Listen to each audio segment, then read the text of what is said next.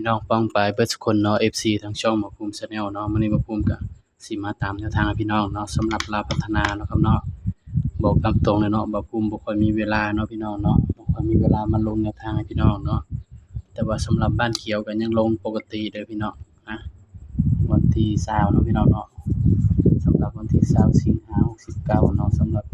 หวยลาวพัฒนาเนาะครับเนาะแนวทางในบ้านเขียวก็ลงให้คุมื้อเนาะพี่น้องส่วน FC บ้านเขียวเฮาก็ปังแทบทุกมื้อเนาะพี่น้องเนาะสำหรับพวกNikkei บ่ลาวทีวีบ่แล้วก็ลาวสตาร์บ่เนาะลาวสามัคคีบ่เป็นจั่งซี้พี่น้องเพราะว่าเบาลงให้คุมื้อเนาะสำหรับในบ้านเขียวเนาะ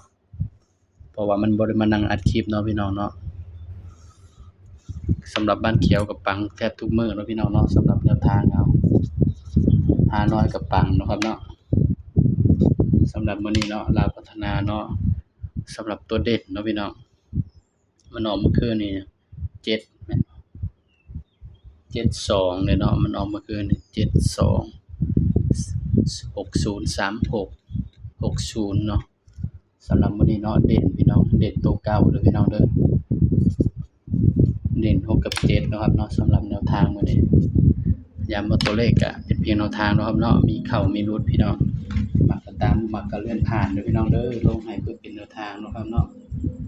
บัดนี้เราก็มาจับคู่นำกันเด้อพี่น้องมันสิมาตัวเก่ามันก็เป็นไปบ่ได้เนาะครับเนาะสำหรับถ้า6มาเด้อพี่น้องก็สิมี61